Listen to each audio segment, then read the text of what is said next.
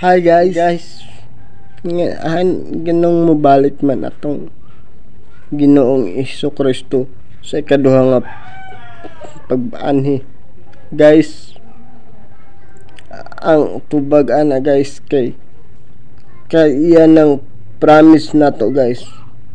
Mao na iyang promise nato nga mobalik siya sa ikaduha. Atong basahon kining gikan sa Biblia nga gisulti. 1:14 verse 2 hangtod sa 3. Sa balay sa akong amahan adunay daghan nga pulianan, kung wala paunta miingon unta ako kaninyo. Ako muadto sa pag-andam ug dapit alang kaninyo. 3. Ug kung ako magkaadto na ug makaandam kaninyo og dapit, muanhi ako pag-usab ug panad-on kamo uban gayud kanako aron nga akong asa ako uban usab kamo. Amen. Guys, promise na ni Jesus guys nga mobalik jud siya guys. Ato nang kuhanon guys kay ang Ginoo tinud-anon sa iyang promise guys.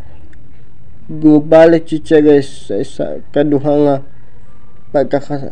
ikaduha nga pagbalik guys. Dili jud na bakak guys kay ang giingon diri sa Biblia guys, Numbers 23 verse 19, ang Dios dili usa ka tawo nga siya magbakak, ni anak sa tawo nga siya maghinulsol.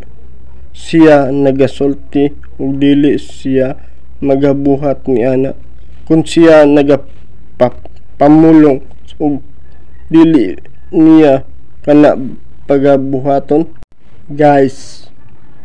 Ang Dios guys matinud-anon siyang saad guys, dili siya pareha sa tawo nga mamakak guys, makapamakak guys.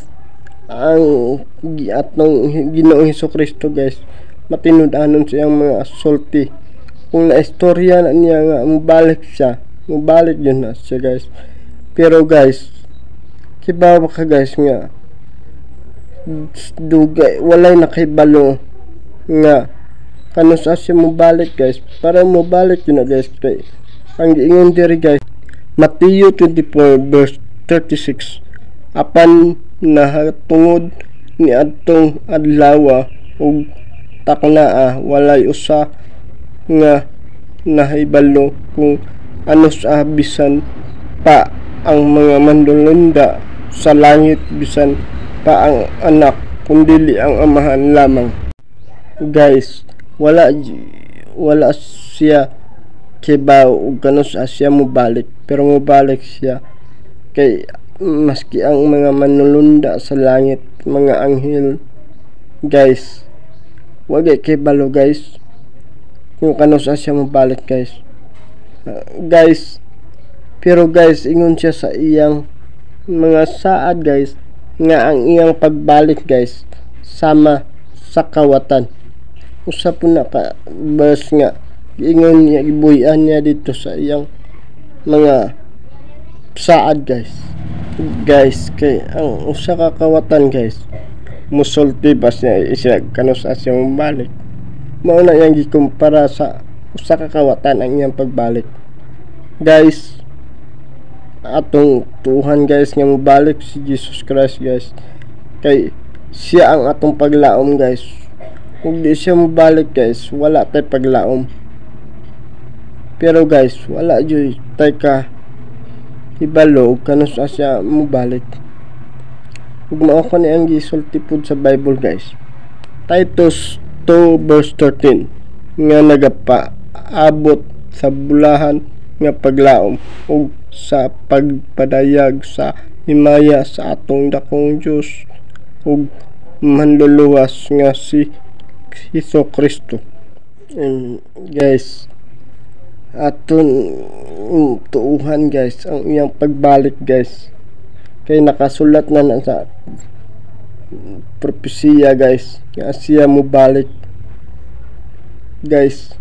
guys, ako ang Ginoo nag-ingon guys, tinuod na guys, ug nakasulat sa propesiya guys.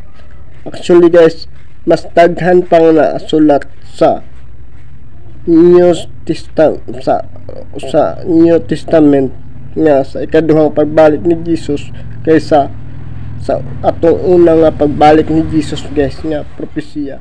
Balik atong Panginoong Hesukristo guys, dili na bata nga puya. Balik siya dre ikaduha, siya na ang Diyos nga si Jesus Christ, Ginoo nato. Di na siya uban sa iyang mga anghel, mubalik siya dre sa ikaduha nga pagbalik. Tuuhan na to guys, ug magbuhi ta sa kabubuton sa Ginoo para pagbalik niya uban ta. God bless tanan. Katapatan mo, O Diyos, tunay at dakila.